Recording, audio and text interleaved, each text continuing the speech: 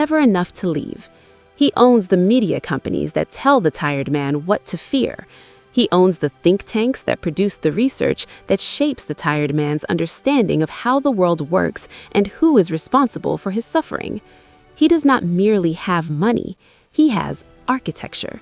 He has built the very structures within which the tired man lives, dreams, fails, and tries again, never realizing that the maze was designed to keep him running in circles.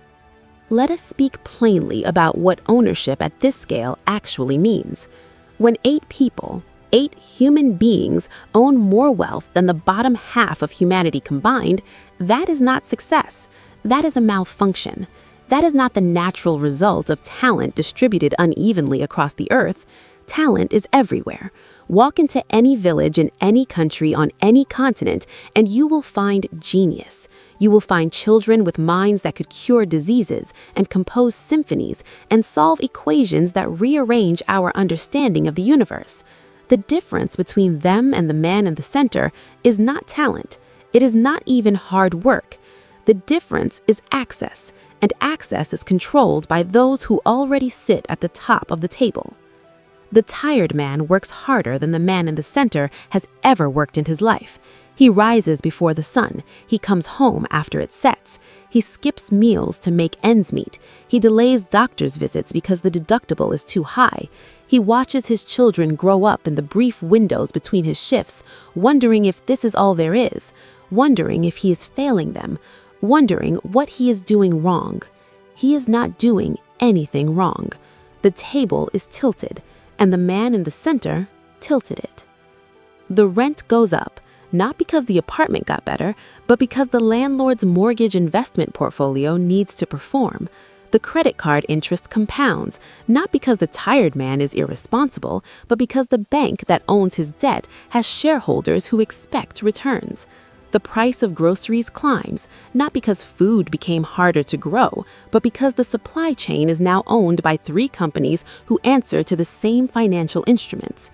Everything the tired man touches has a toll booth on it, and every toll booth belongs to someone, and that someone sits at the center of the table. Owner. Now let us look at the arrows going the other way.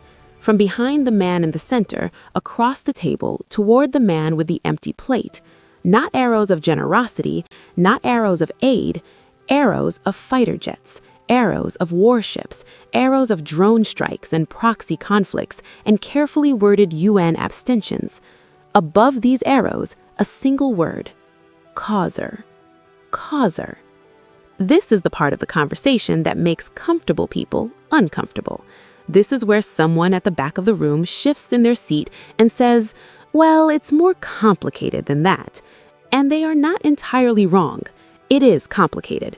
But complication has been used for generations as a reason to never arrive at truth.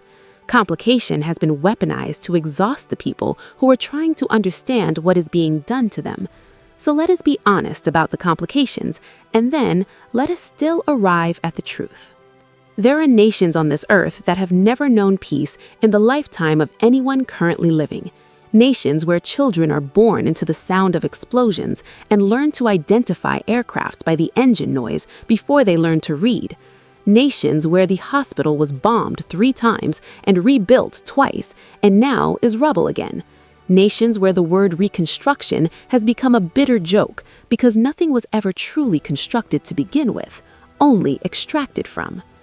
And if you trace the supply lines of those conflicts, if you follow the serial numbers on the weapons, if you read the fine print of the arms deals that get signed the moment a ceasefire breaks down, if you examine who profits from the contracts that are signed the moment a ceasefire breaks down, the arrows lead back to the same center. This is not conspiracy. This is commerce. The global weapons industry is worth over $2 trillion a year. $2 trillion. And it does not profit from peace. It profits from the perpetuation of exactly the kind of instability that the man with the empty plate lives inside every single day.